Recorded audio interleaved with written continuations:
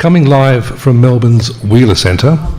My name is Andrew Fowler, and before we start the evening, I'd respectfully like to acknowledge that we are meeting today on the traditional land of the Kulin Nation. I pay my respects to their elders, past and present, and the elders from other communities who may be here today.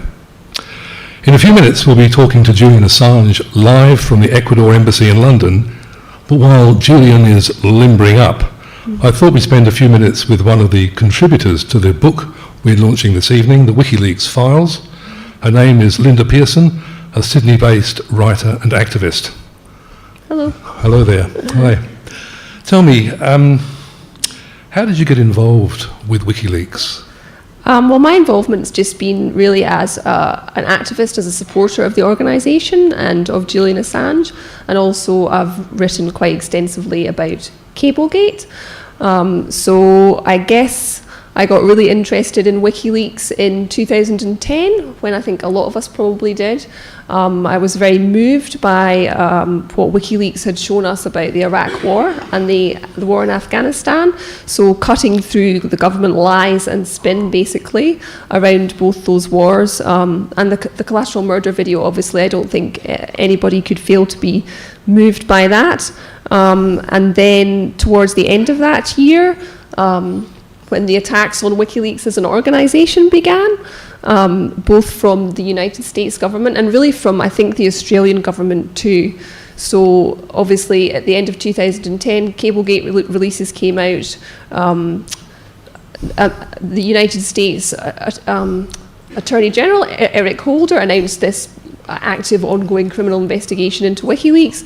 Our Prime Minister at the time, Julia Gillard, said that Julian Assange had acted illegally, so basically hung him out to dry. And how did you feel about seeing that happen, seeing a foreign country attack an Australian national who was doing work that she supported, and not being supported then by the government, by his own government? You know, it's funny, I was actually surprised, and in retrospect now, knowing what I know now, I think that was probably naive of me, but I was surprised because it was a Labour government, and I thought they wouldn't be maybe as bad as the Howard government. Yeah, I know. Obviously, with the Howard government, you'd seen the way that they had treated David Hicks as well, who'd been in Guantanamo Bay, so there was a precedent there, but I was still shocked, and I think that a lot of Australian people were very shocked. And it kind of gave a lie to this idea, you know, that we have here and in America, that we're these great liberal democracies. We have, you know, civil liberties, human rights, free press, free speech, all these great values that we are supposedly spreading around the world. And yet here is somebody who is exercising those freedoms in a very powerful way. But because he's coming up against challenging, you know, the power of our ally, we're not going to stand up for him. But if the boot had been on the other foot, if in fact it had been an American citizen who had been caught in this situation, what would have been the response of the Americans if the Australians had criticised an American citizen in the same way? Yeah, well, that's a very interesting question, and I don't know. I don't think they would have stood for it the way that we stood for it. I think they would have probably come down in Australia like a ton of bricks. But yeah. Now, in the book, you write very clearly about, under a headline, under a chapter, US war crimes and the International Criminal Court. What did you hope that chapter would achieve? Because you've drawn together some very important information and facts which reach pretty devastating conclusions. Yeah, so I was prompted to write about that particular subject because I read the cables from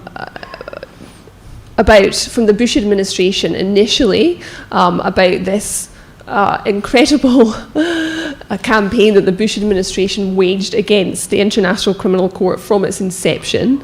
They were very worried that that US nationals could be prosecuted by the court, so they were worried about themselves. Because they're waging an illegal war of aggression in Iraq, the torture regime that they'd set up and everything, so they were worried about that. But also, I think they were worried that a court with jurisdiction over US forces could constrain their military power. So Yeah, so the cables are interesting because they show just how badly they pursued the goal of immunity. So it's quite complicated, but the International Criminal Court has, I think it's 123 member states now, and they're all obliged to hand over anybody who's indicted by the court for prosecution.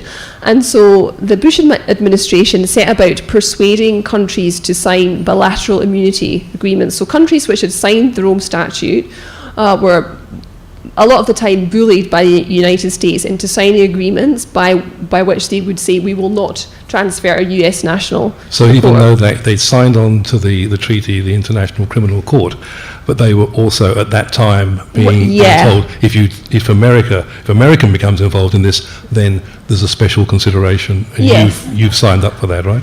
Yeah, so the cables are interesting because, like I say, it shows just how badly they wanted to achieve this, to the extent that they sacrificed other US broader foreign policy aims. So in Bahrain, for example, they were pushing to get Bahrain to ratify this Article 98 agreement. And what is that? What is the Article 8 agreement? Sorry, Article 98 is the article of the statute which talks about existing agreements between countries.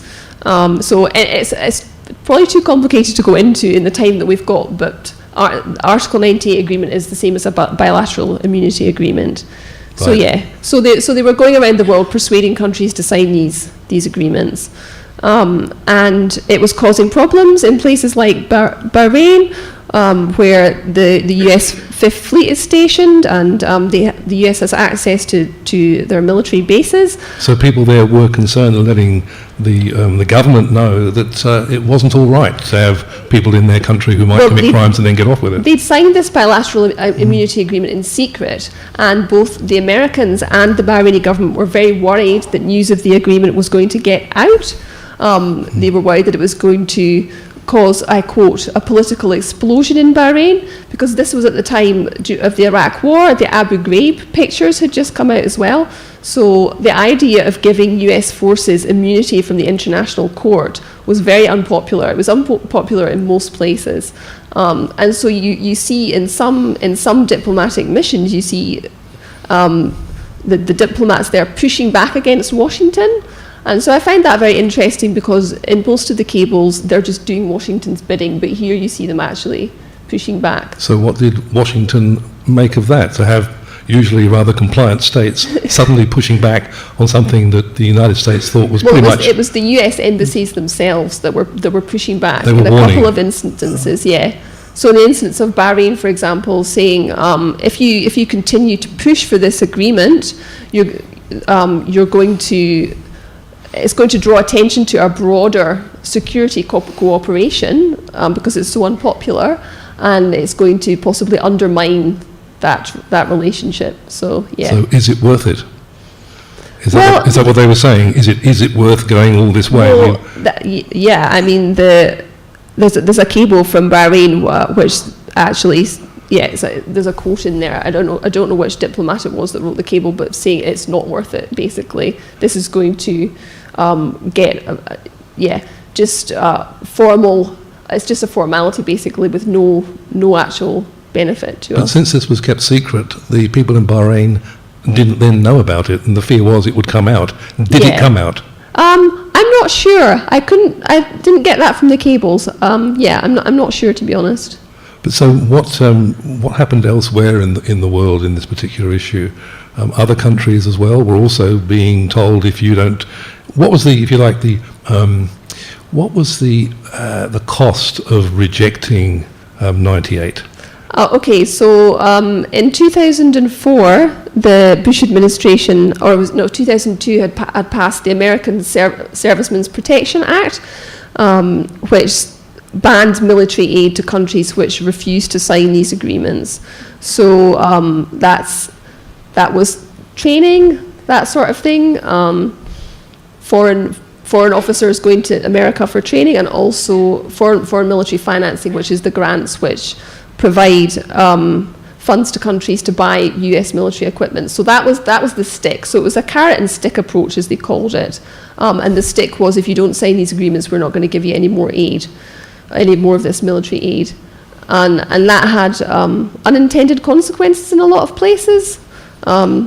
So in Costa Rica, for example, where the war on drugs was a big priority for the US, the embassy there reported that the loss of these funds, the sanctions... So something that was seemingly so straightforward actually had a lot of blowback. It did, the expression yeah. Okay, look, I think we have to leave it there. No worries. Thank you very much, Linda. Okay.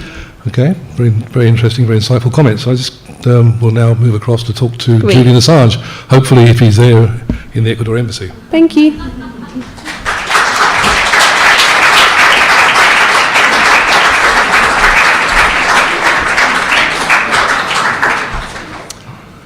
Hello, Julian. I can hear you, Andrew. I can see a room of about 120 people, and I'm not sure if it's only the left or the right. I think you've got more than 120 there, Julian. I think you've got about, well, maybe 250, I thought. Very good turnout in your old town. Yeah, it's nice to see. In fact, it's not very far from where I first met you. I remember all those years ago. Yeah, I was hiding in a university graduate house, I think. You were hiding out, indeed. I have just read in a couple of days the book, the WikiLeaks Files, and I must say I'm very impressed by the level of detail and the level of information that's been drawn out of the cables. And I remember that at one time in the past you did say to me that you were very cognizant of the fact that a lot of information was just being spat out by the mainstream traditional media and the bigger story wasn't being told. Do you think that this is the book that tells the bigger story for you? I think so. It is this structure of relationships. What the media concentrated on was just one individual and one individual cable. But it's much more interesting to look at the structure of relationships between the United States and the countries that it deals with, and even between those countries in a particular region. Actually, that kind of approach, a sort of constellation approach, is not unusual in academic research of foreign relations. And it was a bit of a mystery to me why in English very little of that research was done in relation to our ongoing cable publications.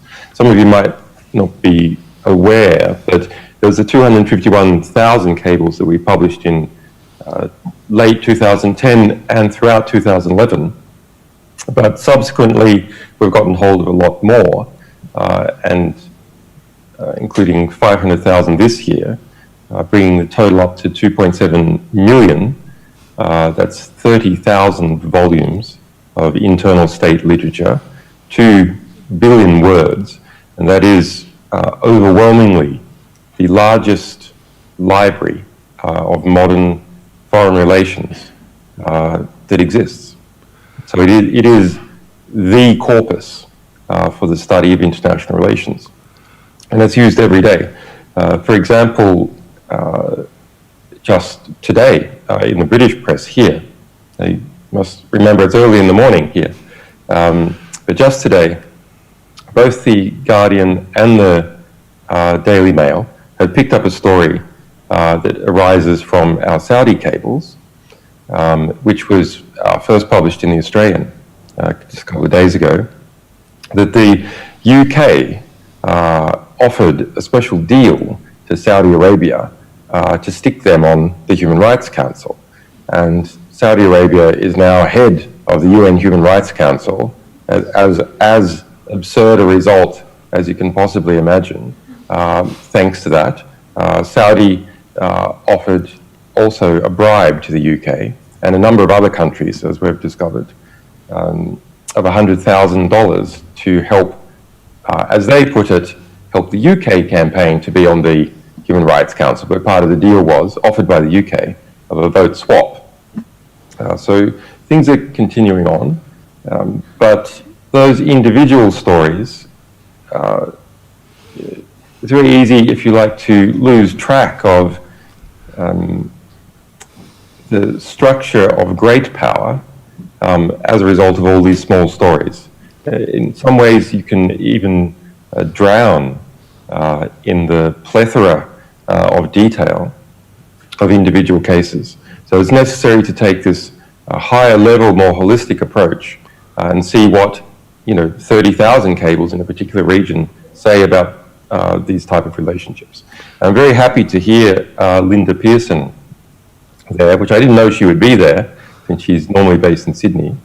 But after engaging these 17 authors to regional specialists to bite off particular regions and understand those relationships, I thought something was missing, and I worked out what it was after reading some of Linda's writing about the ICC, which was the structuring principles of the modern world and how the US runs its very modern empire don't simply include the relationships between countries or regions. A lot of that structuring occurs at the international institutional level, and the ICC is a really good example of that because its mandate is so well defined, going after war crimes and crimes against humanity and arresting people, clearly defined, and the opposition to it by the, successive US administrations is also clearly documented in the cables. And that draws out how the United States government gets what it wants when it wants something. In this particular case, it was immunity from the ICC. And you can think about what class of people wanted immunity. Was it for the average person? Well, of course not. It was for the principal decision makers in the Bush regime, the people in the CIA, and people in the Pentagon. They wanted immunity. They're close enough to government where they can grab the levers of government and coerce the State Department into doing its bidding. And so how it got what it wanted in many cases was taking this carrot and stick approach, the carrot being increased military cooperation. You'll get into the good books of the United States, and the stick being, well, that will be cut off. Various forms of aid programs and so on will be cut off, and you'll get into the US bad books. Interestingly, there's quite a realpolitik approach comes across in that ICC chapter with some of the countries. So the governments would come in and go, well, look, the problem is that we think that there's not enough carrot in what you're doing. And so the US would redesignate previous aid programs, which was already engaging in, or which had already been signed to occur in the future, to look as if they had been measures which were introduced as a result of this bilateral immunity. Indeed. You say that diplomatic cables are not produced to manipulate the public. I think it's a really good point in the book. These cables were actually written to be read by other people who were not the public. The fact that reading them is a much more effective way of understanding institutions like the State Department, rather than reading reports by journalists on the public pronouncements of Hillary Clinton. Can you explain to me how that works? What do you mean by that? You're saying that these cables actually have a special place which actually That's right. peels away some of the levels of nuance, some of the levels of the sophistry that goes on, and some of the lies that are told as well. It's part of my philosophy for a long time in why internal state literature or internal company literature is really important, because it wasn't designed to manipulate history. It wasn't designed to manipulate the public. Of course, it's designed to manipulate people, but it's designed to manipulate people within inside the apparatus. And because it's designed to manipulate a different audience, its ability to manipulate you as a reader is decreased. It's also usually designed for a particular window of time, and with the increasing distance of time, one can look at it afresh and not be so easily fooled. Of course, there are all kinds of orthodoxies and forms of political correctness that happen when an ambassador writes back to Washington. An ambassador wants to stand out for the right reasons and not the wrong reasons, and cables are written along those lines. But those orthodoxies and diplomatic political correctness of the day are themselves quite interesting and really quite recognizable for an outsider or with the perspective of time. Let me ask you this.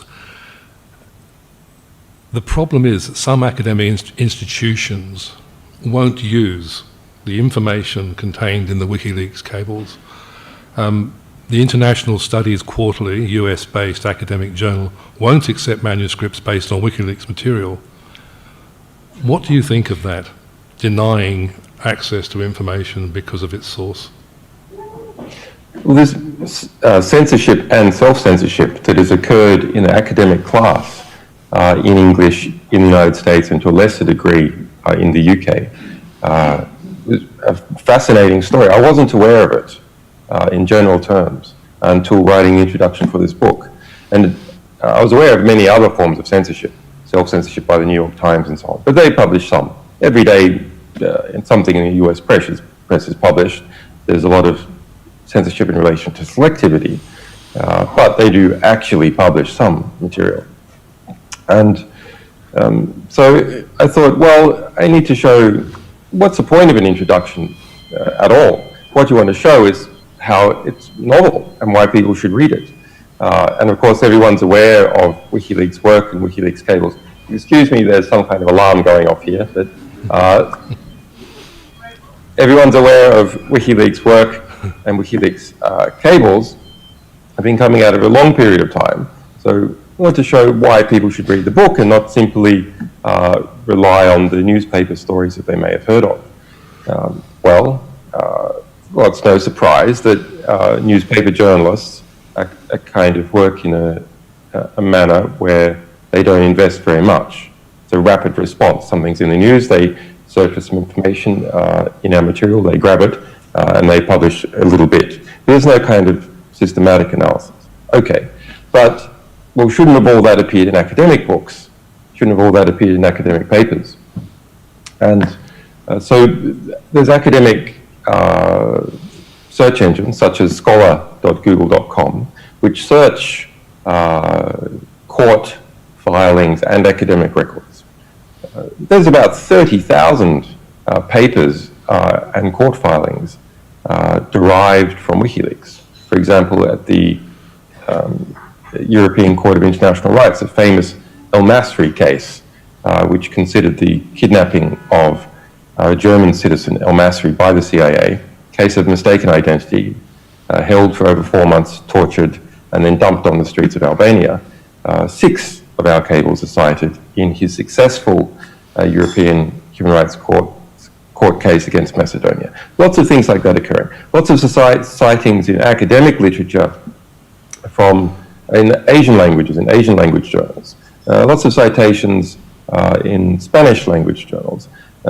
Many citations in English language journals, even journals based in the United States, even written by US authors outside the field of international relations.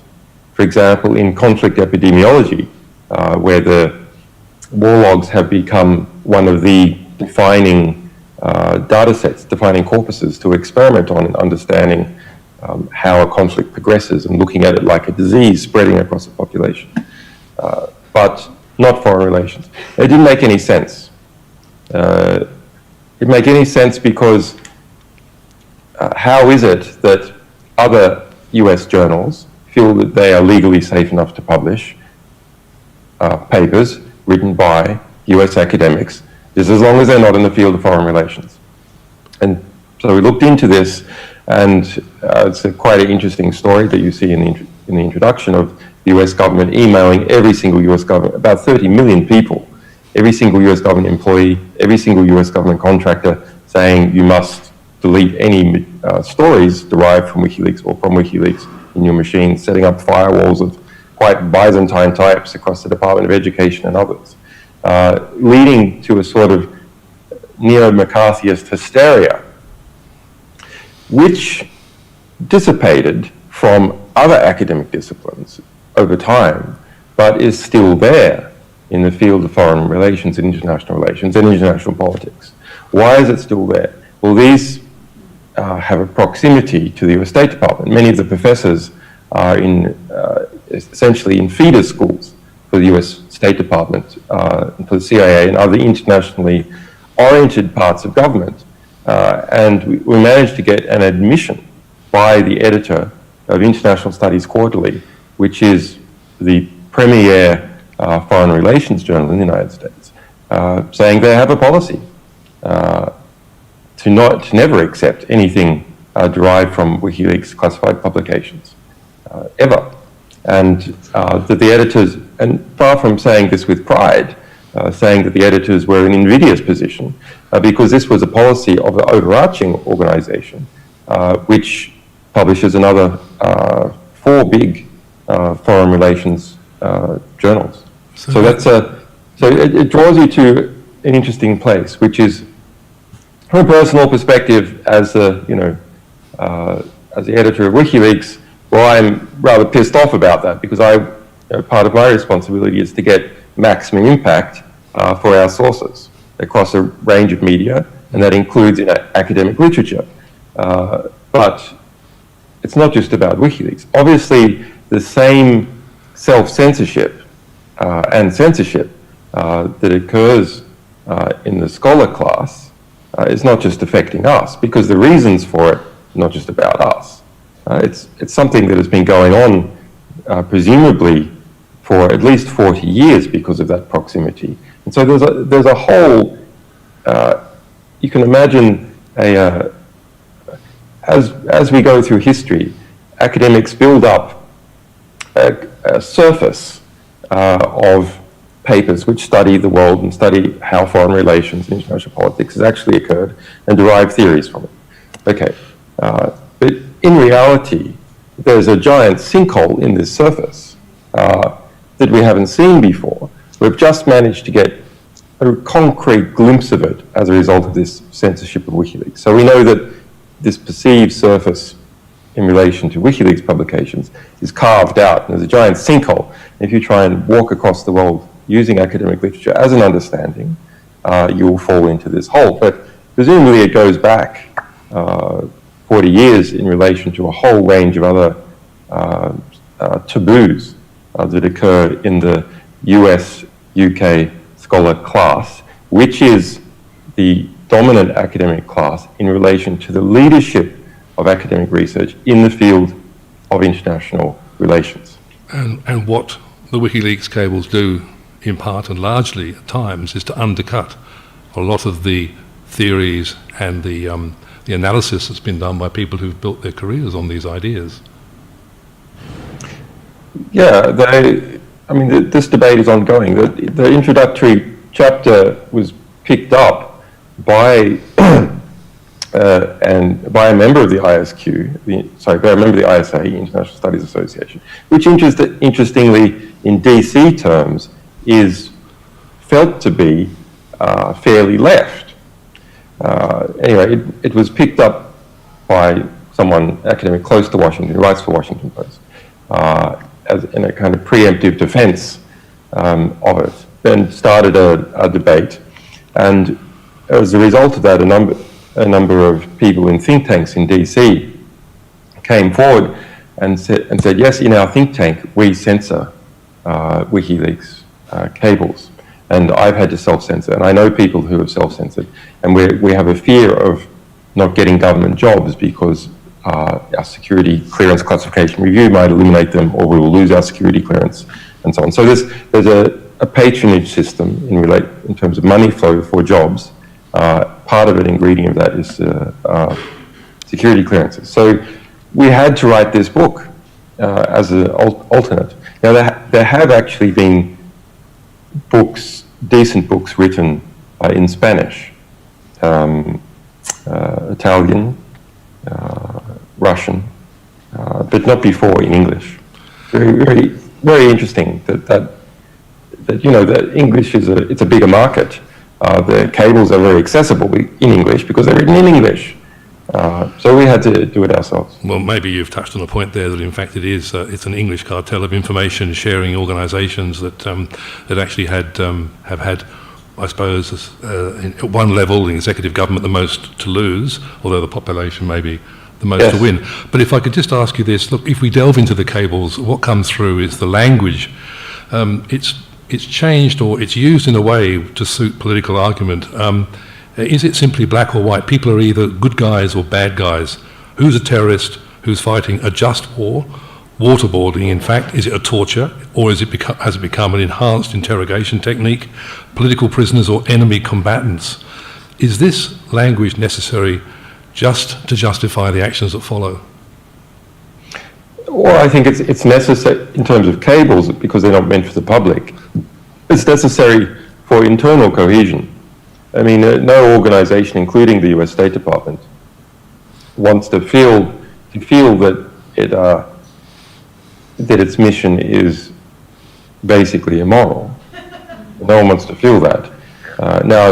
So they use the language to cover their own. So they use a euphemistic language. For example, states which attempt to keep control of their own resources and extract rents for foreign companies, big giant oil companies like Chevron coming in and taking those resources. That's described by the US State Department fairly uniformly as resource nationalism, rather than, say, basic sovereignty or people trying to keep their economy afloat. And you see that kind of euphemistic language throughout the cables because some of it resonates with public language, because some of it is taken from the public, some of it is then pushed into the public, not through cables, but through statements by the public statements by the State Department. You do have to be a little bit careful, but it's fairly obvious stuff once you put it in context. Interestingly, if we extend outside the cables, and this book, I suppose I should hold it up. There are in fact books for sale at the back of the auditorium here after this session's over. You'll be glad to know. It does, it's what we would call in the intelligence world, it is an all-source intelligence book. That means, yes, the dominant archive is our 2.7 million cable archive, but it does actually source, at least the best chapters do, source across WikiLeaks General Archive, which is more than 10 million documents now, from a wide variety of other places. And I'll give you an example of one of those, which is what I think is the single most significant document that we have released. It is the US Manual for Unconventional Warfare. It's active policy doctrine even now. It was created in 2008. It's the doctrine for US Special Forces for when they are overthrowing a government. So there's another one we also released called Foreign Internal Defense. That's when you're trying to support a government with US Special Forces from being overthrown. This is how to overthrow a foreign government in order to achieve US policy objectives. And there is an absence of that euphemistic language. It is like it is written by the evil Noam Chomsky. So the same kind of description of the US state that Noam Chomsky would give, but this is what we do, and that's what you must do. And that talks about the elements of US national power. And when the US government wants to achieve a particular objective, bringing together all the elements of US national power, the intelligence element of US national power, the diplomatic element of US national power, the commercial element of US national power, the law enforcement element of US national power, the informational element of US national power, and the financial element of US national power, and pulling them all together in a seven-way pincer maneuver to force a government or people into doing something. And that includes US special forces. So this is written for elite intellectual soldiers who work using surrogate forces. So they don't just go into a country and shoot guns. They go into a country, find allies against the government, train them up, ideologically indoctrinate them, organize them, give them supply lines, and help them take down the government. And a key aspect of that is the Department of State and US embassies. And special forces teams are led, in a formal sense, by the US ambassador in that particular country if there is diplomatic relations occurring. Of course, the problem that the United States and other governments have is that if they bring their children up to be decent, honest, truthful people, and they want that of their children, when they then go out into the world and learn that the government, as Edward Snowden did, was not behaving in the way that he thought was appropriate, thought was in breach of the American Constitution. As a constitutionalist, he actually pointed that out. Do you think that that is part of the conundrum that particularly the United States has got when people like Snowden and Manning come out and say, well, this is nonsense, what we're seeing, these are lies that are being told, this is an illegal war and I want no part of it, and that you won't be able to stop that? In other words, no matter how many highly trained guerrilla fighters you've got going in there blasting people away or assassinating people, if you can't solve that major problem of being truthful and of you like distorting the truth, that people will turn against it. And that there will be more people, yes, more people like you, more people like Ed Snowden, more people like Manning. As to why we have received more information from US whistleblowers than from other whistleblowers. We have from around 100 countries. So it's not like there aren't others in other countries, but in terms of sheer proportions. Okay, well, number one, we're an English-based organization, so it's going to be dominant English. The United States is the largest English-speaking country. Yeah, but also the United States is an English-speaking country, and it's the English-speaking countries that unite in this intelligence sharing arrangement the most powerful. Yeah, and we shouldn't actually perceive that US, Canada, UK, and New Zealand and Australia are different countries. They are at a deep structural level in terms of intelligence agencies and diplomacy, the same country. It may come as a shock to you, but we have released, for example, that's even a self-description. We have released details of combined operations, for example, Operation Empire Challenge, which is an intelligence, an Anglo-American Australian intelligence military fusion operation where you fuse together all these assets, space assets, ground assets, and so on, in order to, in this case, carry out an occupation, a test occupation. And it's called Operation Empire Challenge because it's simulating operating in Iraq. There's a challenge to the empire. That is their own internal description of this integrated network of the English, white, Christian-derived countries, a relatively cohesive empire. Sorry. No, that's the point. My point was simply not only that, which you make very clear. So, no, very, very important commonality between Manning and Snowden. I haven't spoken about it before. Completely unrecognized by everyone else. Manning, who's alleged to be the source of some of our cables, he was an all-source intelligence analyst. What does that mean? It means he had a top-secret security clearance and access to all the intelligence source material that the US, as the Pentagon, was collecting, coming in. That's why he allegedly had access to US diplomatic cables. How does that make sense? He's an intelligence analyst in Iraq. Why would he have access to, working for the Pentagon, why would he have access to State Department material? Because he was an all-source intelligence analyst.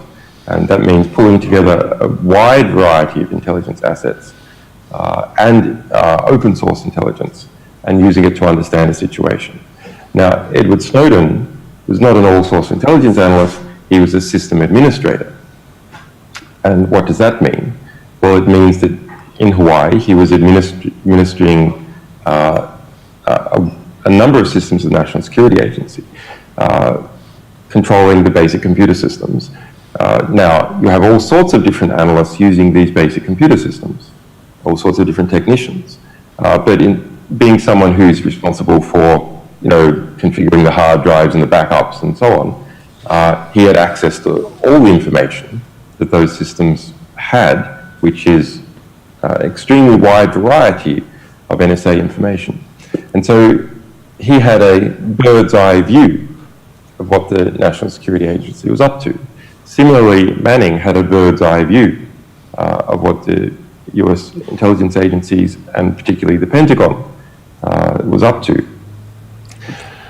As a result, Manning could see the systematic injustice surrounding the US wars of occupation. And as a result, Edward Snowden could see the systematic breaching of the Constitution in relation to the National Security Agency's surveillance activities.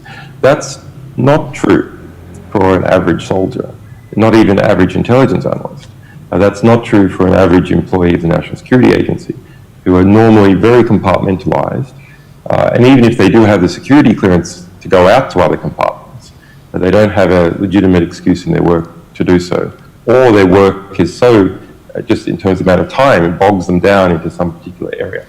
But there are plenty of system administrators, and there are also lots of these all-source intelligence analysts. But I think it is quite important that for both of these two cases, you had people who could see the woods for the trees. Not like most. They could actually see a wide survey of what was going on. And this is because they were given access to that material as a result of what supposedly happened in 9/11, when the silos apparently were too rigid and... Yeah, that was the policy that came up after 9/11. A policy had been pushed by one of my friends, John Perry Barlow, who started the EFF and who co-started the Freedom of Press Foundation with me in the US. I'm a bit horrified about, but it was to remove these silos, the competition between the FBI and the CIA and so on, who were jealous competing institutions.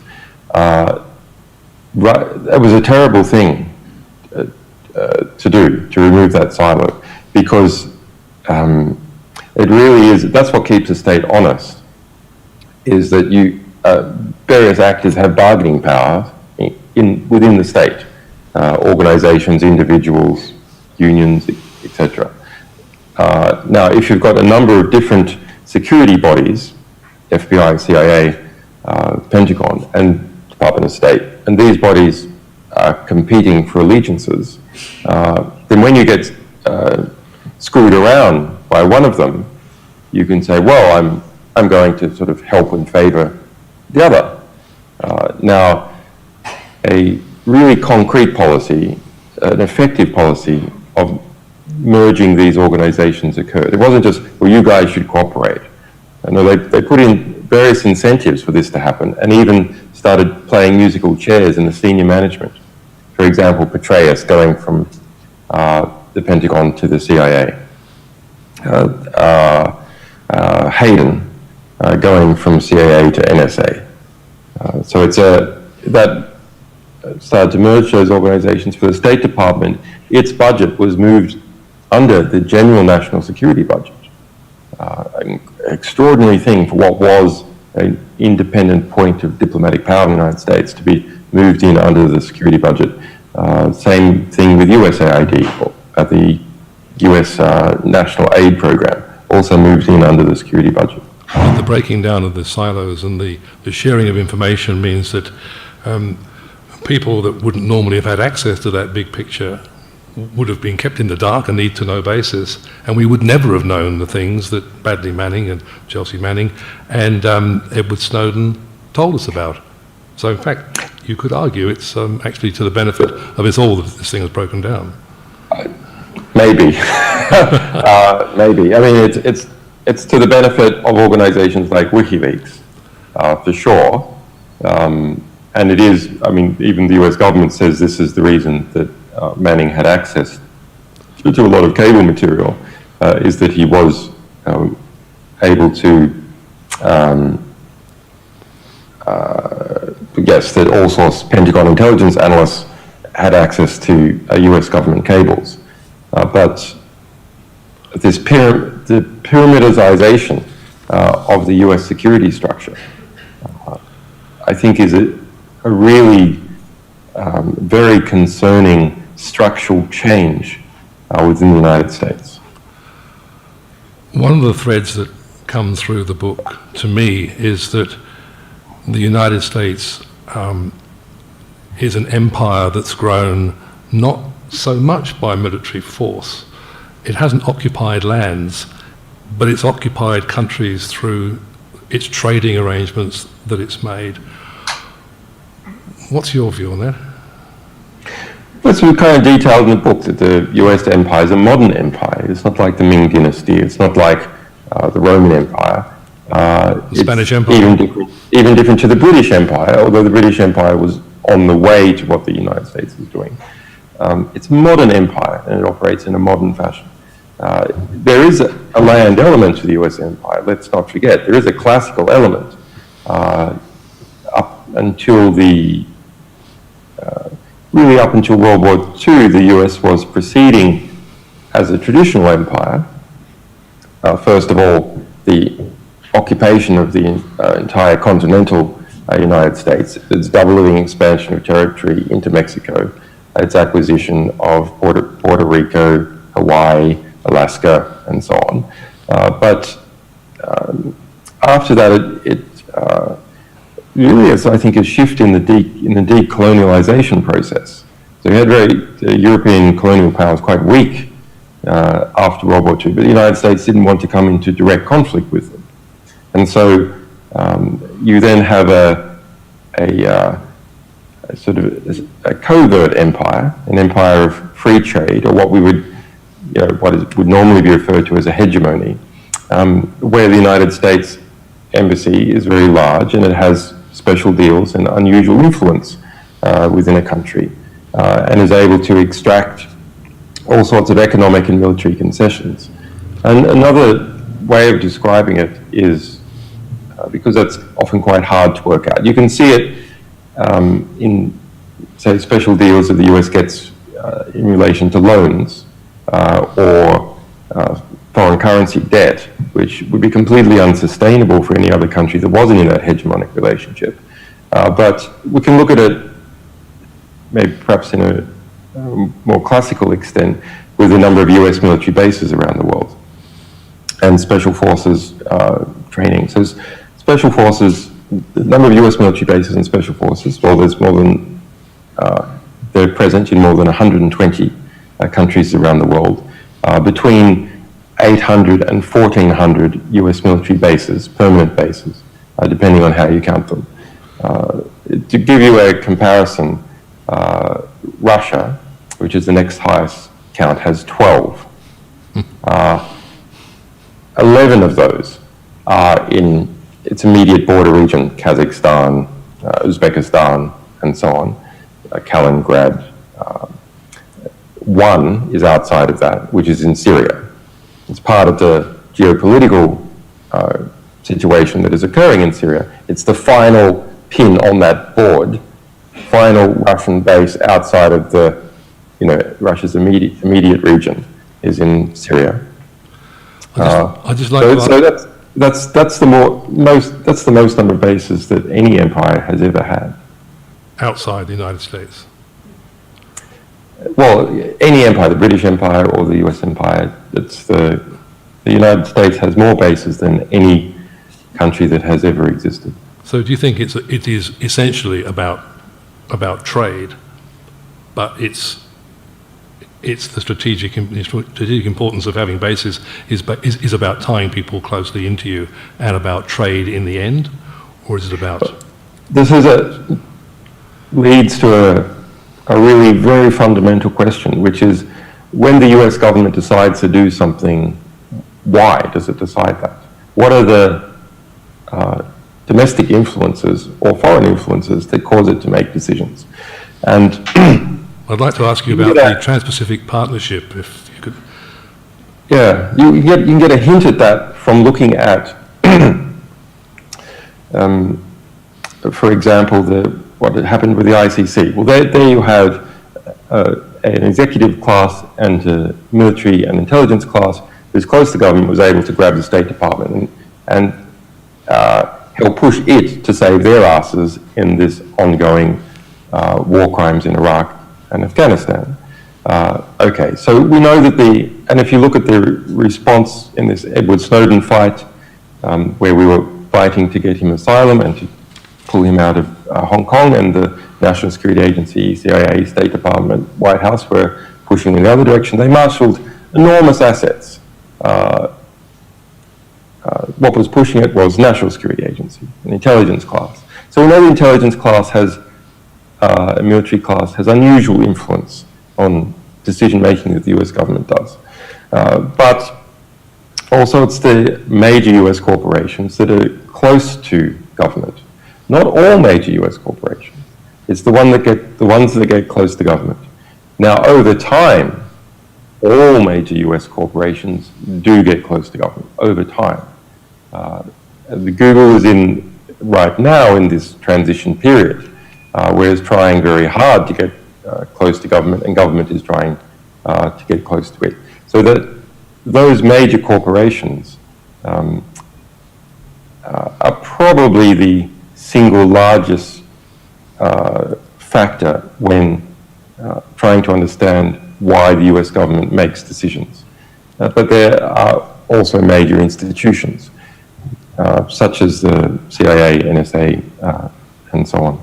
So the Trans-Pacific Partnership fits into that quite closely. Yeah, I mean, there's been a lot of press recently. Right now, the TPP is being negotiated in Atlanta. Might be signed tomorrow. It's quite a. So what is the difference then between quite important time? But we look at the difference between the TPP, Trans-Pacific Partnership, and the trade deal with China. They're two separate. For Australia. Yes. For Australia. You should understand that why the TPP has become, people can't remember a lot of acronyms. TPP is hard enough as it is, but there's a number that the United States is pursuing aggressively: TPP, TISA, and TTIP. TTIP is the US-EU economic and legal merger. TPP is US and Asia-Pacific region. TISA is 52 countries. It includes all those countries and a few more, pulling them together. It's part of, as it comes across from, as is sort of nakedly declared by Hillary and the US Defense Secretary. So Hillary said, TTIP is an economic NATO. That's a direct quote from Hillary from 2012. Ashton Carter, US Defense Secretary, said earlier this year, TPP is more important for the US rebalancing to Asia, which is the current voguing phrase for the encirclement of China, than another aircraft carrier. So these are strategic arrangements to try and create a new economic legal bloc, like Western Europe was created as a bloc, an integrated bloc to economically and militarily offset the Soviet Union. So that's what's going on. China, having heard this kind of rhetoric for a number of years, interesting, it's not really in the popular press, but you read US policy documents, it's there nakedly. China, having heard this rhetoric, is going, well, we can't be economically encircled. We have to start doing similar arrangements, trying to create these arrangements in the Asia-Pacific region. Otherwise, we're going to be locked out at what the United States is doing and the Silk Road and so on. So for Australia, why they're at a economic sector by economic sector basis, there might be all sorts of problems for Australia in relation to Australian-China free trade agreement. No doubt there are, in terms of regulation and so on. That's very clearly the case in the TPP, which is much more invasive. But it's important for Australia, if it is going to go with both of these agreements, I think it should really try and extract many more concessions in relation to TPP, because that is a very invasive program that will really restrict the future development of Australian society for years to come. That it has a balance. It has bargaining power. It can play these agreements off each other. It can play these economic sectors off each other. It's only through a country and people and organizations having bargaining power that you get treated fairly. Are you seriously suggesting that the Australian government would actually try to bargain China off against the United States? Well, it doesn't seem to happen much. We should understand it as at a human, in terms of human society and what happens structurally within Canberra. It really is in the embrace of the United States in a very concerning way. But in terms of Australian business, which does have an influence on the government, something else is going on. Australian business wants those opportunities. Australian unions want those opportunities with Canberra. So there is a push in the other direction as well. You can even see that here in the United Kingdom, where something quite remarkable has happened, which is that the United Kingdom has become a member of the Asian Development Bank.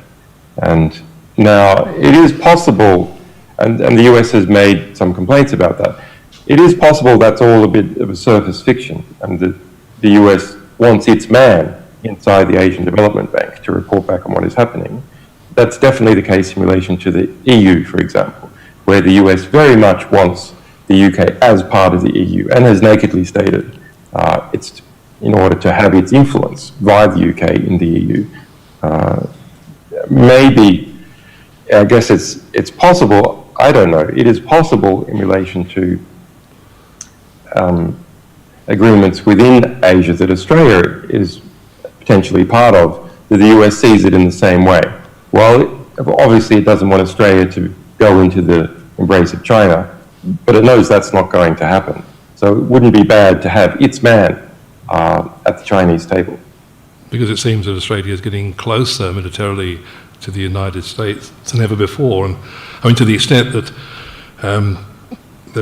Des Ball, a very noted strategic thinker, has called for Pine Gap to be shut, and for Australia to actually run its own surveillance systems, such as the intrusive nature of Pine Gap, and such in the way that it's used militarily as a forward attack platform for the United States military. Just to ask you this question, which is something that occupies people in this country very much, do you think that security, day-to-day security using telephones, using email, is there any way to avoid surveillance at all? But for the average person, not really, using electronic communications. I mean, there's things you can do to make things harder, but unless you're an expert or have access to an expert, and even then, most of these are not guaranteed. Most of them are quite impractical. Yeah, you need expert advice, or to be an expert. So my suggestion is for journalists. I was asked this question last night, actually. It's a lot like our electronic voting.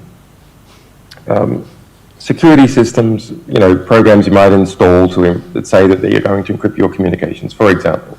How do you know that they work?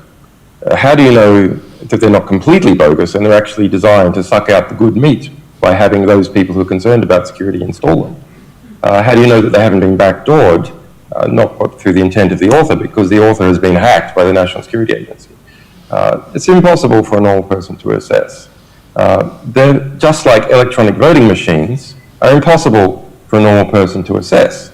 They can be made in a secure way, but how do you know? And so that's why ballot boxes are good, because you can see the ballot going into the box, and you have a range of people there counting the ballots. So in terms of how journalists deal with their sources, the average journalist has got to proceed in a manner which they can personally assess is secure. And that is not meeting the source in the street somewhere at a cafe. That's not the right approach. It has no cover. You need cover. And cover is, for example, this very meeting, where there's a reasonable excuse for many people to turn up who are interested in this subject, and they can rub shoulders together. That's the appropriate form of cover that journalists and sources need to interact with each other, and they can do it in person.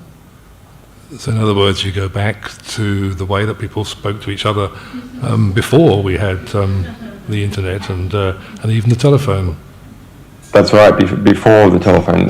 Post is still not bad, but you know, I mean, you need to be careful about CCTV cameras and so on, and DNA tracers, etc. But most of that you can assess yourself. Now, Julian, you've been in the embassy now for more than 3 years.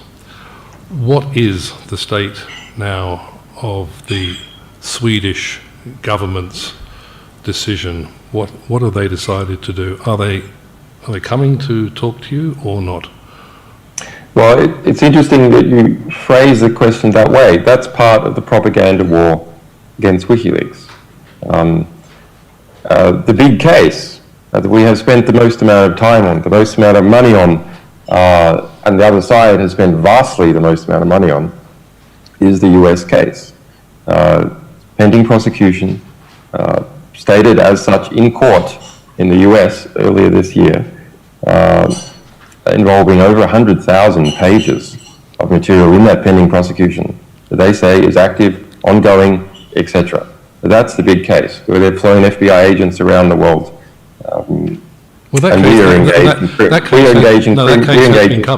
That case has been covered, and I think that the question to you is really, people are greatly concerned about what's happening to you personally, and then in that sense of there could be some resolution to this issue. That's the good spirit in which it's asked. The UK has said, regardless, the current state of affairs in relation to the Swedish case, which I don't think people necessarily should even call a case, it's formally a, quote, preliminary investigation, unquote. I have not been charged. I have been previously cleared in the entire matter. Look, I think people are very aware they're very aware, Julian, of what's gone on in the past, and and there's a lot of sympathy for you in this country. I just asked you that if you could brief us on the latest stages. Well, the UK says that they'll arrest me anyway, regardless of what happens in Sweden. So, but you ask about Sweden. There has been no developments in terms of the, quote, preliminary investigation in 5 years. Nothing. Nothing at all. And that's a part of why the Swedish courts have said that the government has breached its duty in not pursuing the matter properly, not providing an excuse for why it's engaged in this stasis. There's a negotiation that is happening now between the governments of Ecuador and the government of Sweden as to should they make some agreement that will cover something or other, but it's a bit hard to understand diplomatic parameters. Everyone's saying there wouldn't be such agreement until next year. We're quite annoyed by that whole process because it gridlocks the domestic legal courts, really, because if you like, the big boys are decking it out internationally, and the courts won't want to tread on the toes of an ongoing negotiation. So everything in Sweden is essentially in stasis for, I don't know, for a year while that diplomatic process occurs. What is happening at the UN is more significant. The UN Working Group on Arbitrary Detention is a judicial body within the UN, and its panel of 5 judges have been deciding and investigating for the last year as to whether I am arbitrarily detained or not. It's the only question that that judicial body answers. Is someone arbitrarily detained, or are they not arbitrarily detained? The question about arbitrary detention, two components. Are they detained? And if so, is the detention arbitrary? So the UK government and the Swedish government say that I'm not even detained. That's their first argument. And that if I am detained, then it is not arbitrary. We say, well, all case precedent is that if someone is, the definition of detention has to do with a spectrum relating to freedom of movement.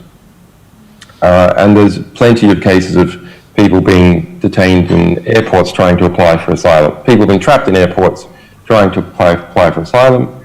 They're always free to go to a very limited number of countries, back to the country they came from, that they say is persecuting them, and those people are detained. That is established European jurisprudence. The situation for me here in terms of precedent is much better in that there has been a formal finding by a state in its formal process that yes, that I am a refugee, and so I have been awarded asylum as having been found to be a refugee, political refugee. So we're very confident that the UN will come out and say that I am arbitrarily detained, but there are all sorts of political pressures on that body, and presumably it needs to feel completely confident that it can handle all those political pressures. So there has been, the case has gone on for rather a long time within the UN, and it makes it quite difficult because if you try and go to other international forum, for example, European Court on Human Rights, there's a risk, and there's precedent on this, that the European Court of Human Rights will say that, well, this has been, in the process of being judged, the basic case, the basic question is in the process of being judged by another international tribunal, and therefore we're not going to hear it until the other international tribunal has finished hearing it. It's the same with mechanisms such as the UNHRC, which is accessible by something called the ICCPR. People in the Wheeler Centre might have heard of that, but it's basically an appeal mechanism that as individual one can take, not through the UK, who is not recognised individual appeals, but Sweden has, and that a state, in this case Ecuador, could push to the UNHRC. But really, these mechanisms need the UN Working Group on Arbitrary Detention to have made a decision. We're going to take some questions in a couple of minutes, Julian, but I'd just like to ask you the last question. In the years that you've been confined to the embassy, it seems to have been a very productive period for you. You seem to have turned out, I mean, as opposed to stopping you in your work, it just seems to have got more and more and more. Is that how you feel it? Well, that's sheer bloody-mindedness on my part and the part of the other WikiLeaks staff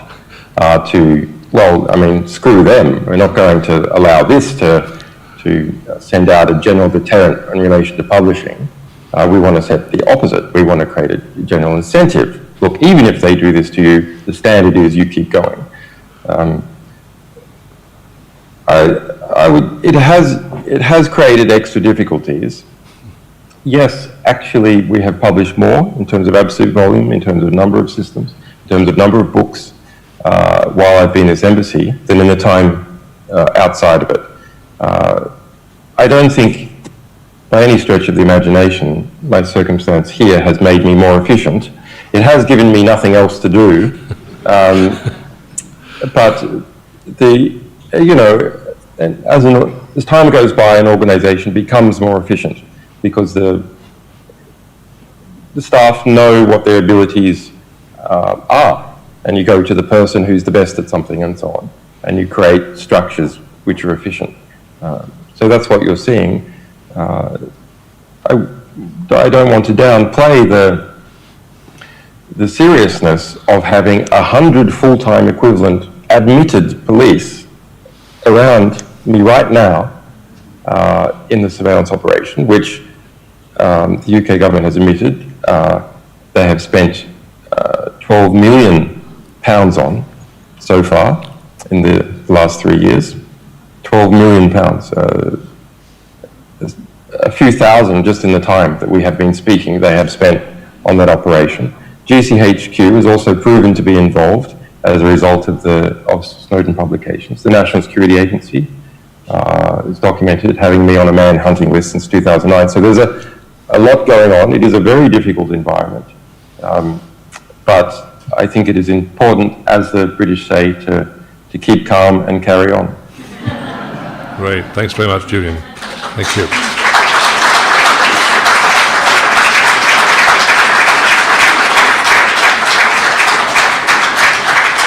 I want to give you a bit of the flavour Wait for the of... questions now. There's been really quite interesting political developments in this country with the election of Corbyn as Labour leader. Corbyn in 2011 stood up before the UK Parliament and said, I'll paraphrase, that it was outrageous that anyone be extradited without charge from the United Kingdom. Extradition without charge, this is not, it's not something that's acceptable to do, as is evidenced in this case of Julian Assange. And a month ago came out a New Statesman essentially repeating those comments in relation to me. So that's an interesting shift in British politics. I don't know whether Mr. Corbyn will succeed as Labour leader. There's plenty of nasty people in the Labour Party. That extradition debate, which I attended in 2011, the single most aggressive parliamentarian pushing for extradition to the United States, of me and others, was from Labour. Was from the former Blair minister. So he has many problems to deal with in that party, but he may have also lots of whatever problems when the Colcott inquiry comes out.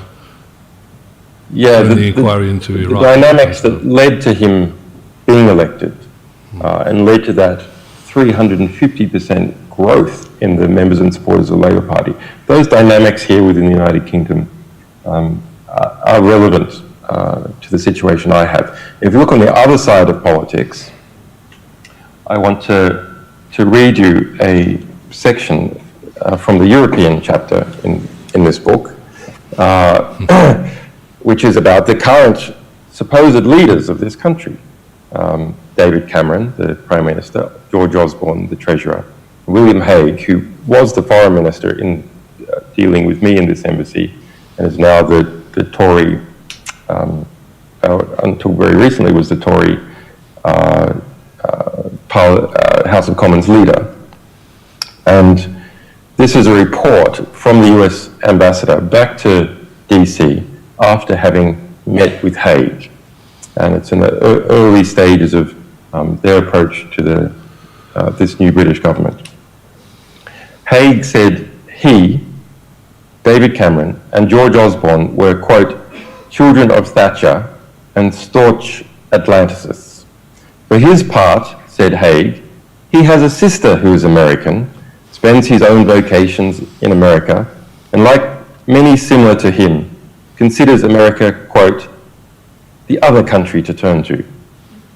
Asking his senior advisor her views, she said, this is Hague's senior advisor, America is the essential country. Hague said, and this is relevant to Corbyn, Hague said, whoever enters 10 Downing Street as Prime Minister soon learns of the essential nature of the relationship with the United States. He added, quote, we want a pro-American regime. We need it. The world needs it. I mean, what an incredible suck. What a sycophant. Pretty mega. A mega. Or what a glad handler. What a obvious manipulator of the American ambassador. And he's a smart guy. You know, he's a smart, experienced guy. He does this because he knows he needs to do that. Why would that be expected of the forthcoming British government? Why is it necessary for Hague to make these statements? Surely there's all sorts of things to speak about with the US ambassador. Is it really necessary to so conspicuously lick the navel of the US ambassador? We have to assume that it is, because Hague is an intelligent man,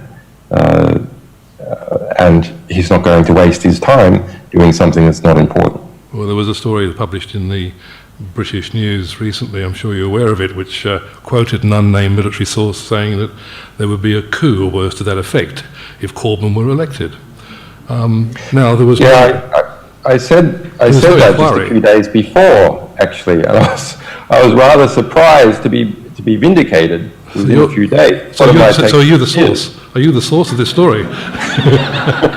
Well, I hate to think that that sitting general heard what I was saying and went, oh, well, it's perfectly acceptable to say Assange is saying it. But no, that's my understanding of what the reality is. Not that there's guaranteed to be a coup against Corbyn. I didn't say that. And neither did that sitting general. It's that if he has the policies of decreasing the relationship with NATO and scrapping Trident, then that's what's going to happen. And the sitting general quite remarkably and really very disturbingly came out and said that there would be a quote mutiny, unquote, resignations, and that by, quote, fair means or foul, unquote, that the UK military would take action to have him removed. And under different circumstances, there would be an inquiry. I would have thought the Daily Mail may have been calling for an inquiry and heads on platters with a statement like that, but there's been, from my understanding, absolutely no response whatsoever. Well, not only has there not been an inquiry, there has been a consideration of whether there should be an inquiry and a refusal to conduct an inquiry with the excuse from the Ministry of Defence that, and you know, journalists will laugh at this, that it would be too hard to find out which general it was. There's 100, so that's a good start. There's only 100 of these guys, and you just look at the telephone records and who's been visiting that journalist or speaking to them and who was overseas, who was in London around that time period.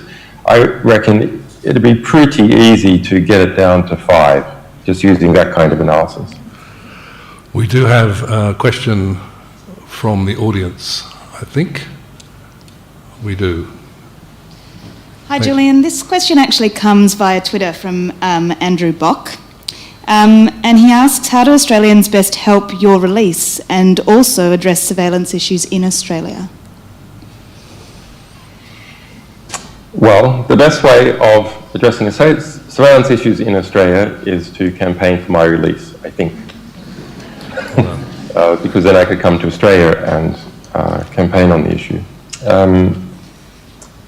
Well, I think it is really hard. I'm going to say something that my fellow anti-surveillance activists will hate, which is, it is a lost cause. The pace at which technology is increasing means that the capacity to surveil for the same budget is increasing something like 50% a year.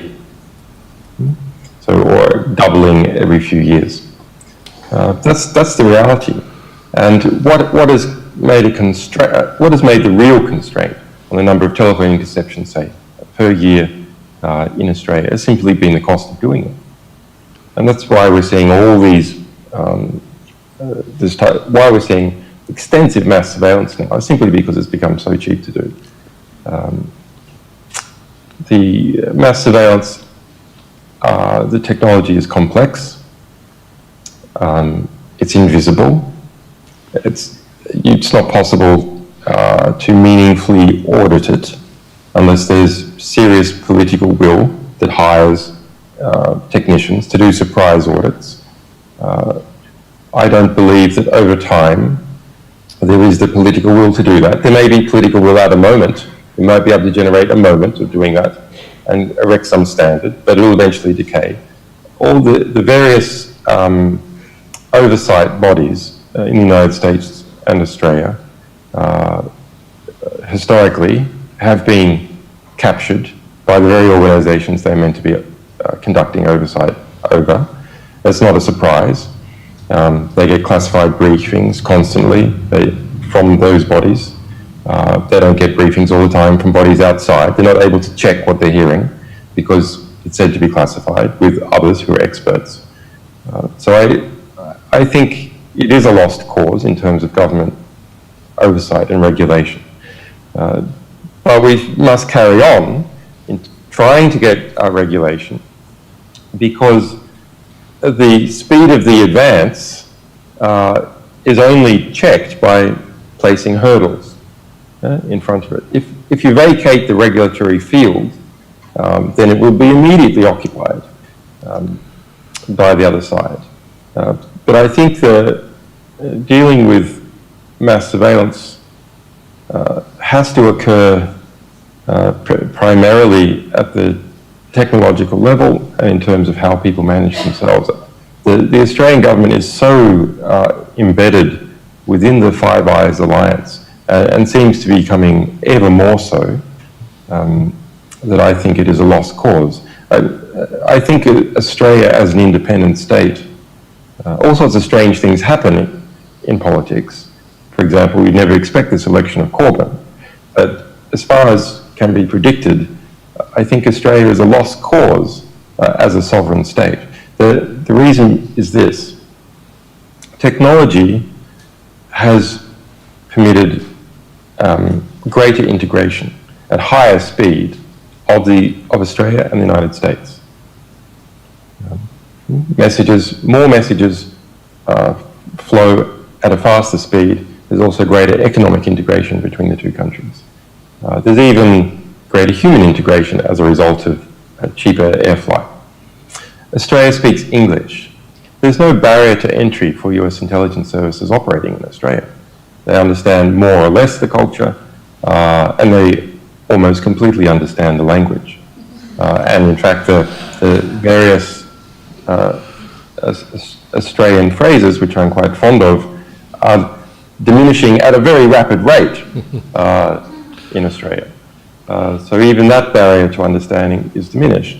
So I understood this a few years ago, and my view became that we should understand that Australia is part of the United States. It is part of this English-speaking Christian empire, the centre of gravity which is the United States, the second centre of which is the United Kingdom, and Australia is a suburb in that arrangement. And therefore we shouldn't go, oh, it's completely hopeless, it's completely lost. Australian sovereignty, we're never going to get that back. We can't control the basic big regulatory structure, which we're involved in terms of strategic alliances, mass surveillance and so on. No, we just have to understand that our capital is Washington. The capital of Australia is DC. That's the reality. So when you're engaging campaigns, just engage directly with DC, because that's where the decisions are made. And that's what I do, and that's what WikiLeaks does. We engage directly with DC, we engage directly with Washington, and that's what Australians should do. We have this electronic globalization. You can read all their newspapers, you can write letters to them, you can engage directly with all these institutions. Just do that, because that's where the decisions are made. They're not made in Australia.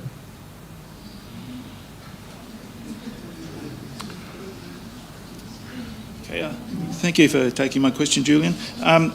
The Australian government should, in my opinion, be required by law to use every available legal means to get any of its citizens who are faced with unjust, indefinite imprisonment and worse, as in your case. Clearly, neither the federal government nor the Victorian state Labor government have done a thing, have lifted a finger to end your persecution and get you back to Australia. I mean, they should demand that the British government escort you to the airport, put you on a plane back to Australia. They haven't done a thing. They haven't even raised your name in Parliament anywhere. Now, do you think that this should be raised as an election issue? I would like to see every Labor, Liberal candidate, every minor party candidate asked, you know, what will they do to stop one of our citizens who has blown the whistle, who has told us the truth about the terrible wars in Iraq and Syria and elsewhere? What are they going to do to see that you're not thrown into jail like Chelsea Manning is? Thank you. Well, thanks for that. Well, yes, the Australian government has done nothing. It has done nothing for years. Let's talk about, I mean, there's been just remarkable spin. This is not true for me, by the way. This is true for any Australian who gets into problems overseas where Canberra is trying to ingratiate itself with that government. Australia is notorious in the rest of the world for abandoning its citizens, not just me. Now, it does do more in certain, it does respond to the Australian public and the Australian media, and its degree of response is in proportion to the degree with which it feels it might be a problem in responding. In my case, because of this desire to constantly never offend the United States and to suck up to its structures, there has been complete abandonment. Now, the Australian public doesn't like that. It doesn't like it in other cases, it doesn't like it in my case. And so you then end up with a double talk from the Ministry of Foreign Affairs. For example, Carr, when he was Minister of Foreign Affairs, said there had been more consular assistance for me than any other Australian during a comparable period. He admits in his own autobiography of that period, his own diary of that period, that was a lie, that he just made it up because my mother called him on the radio station, and that he wanted to prick my confidence or something. He says nakedly that he said that in order to needle my confidence, and that he hadn't done any such thing. There was a figure put out that there had been something like 81 consular contacts. When we heard this, me and my legal team and people around me, we just laughed and laughed and laughed. Because the only time we ever saw Australian consular officials was once when I was in prison, after enormous pressure in Australia. They sent someone in and they gave me a notepad. And then during the initial few days of the extradition case in December 2010, we saw them coming to court. They never spoke to us. They never gave us any information. They never assisted in any way. What they were doing was preparing a brief for the minister so he could be across the situation. Same in the Chelsea Manning case under Rudd, when Rudd was Foreign Minister. They secretly sent people from the Australian mission to Washington, D.C. to the Chelsea Manning case to create briefing notes for the minister. They never sent us any of that material, legal analysis or observations. But that's the only consular contact we've had. That's it. So when they talk about these 80-something consular contacts, what they're talking about is one of our people sends an SMS message saying, can the Australian government do this? And they send back an SMS message saying, well, we would need to meet about that. We're considering it. No. Each one of these SMS messages is a, quote, consular contact, even setting up a meeting which never happens. And there hasn't even been one of those for several years. Okay, thanks very much, Julian Assange, for spending the time with us this evening, giving us great insights into the way the world works, and particularly the role of the United States, and of course our little end of the world here in Australia. There's a very interesting section on this book. We're talking about Australia as on the Asia-Pacific region. Two sections actually on the Asia-Pacific. One, which I think is the most interesting, is on the relationship, this sort of three-way triangle between Japan, South Korea and the United States. That I think Australians will find that quite new, to see how the US plays off countries within the Asia-Pacific region, one against another. Okay, thank you very much indeed, Julian. Thank you.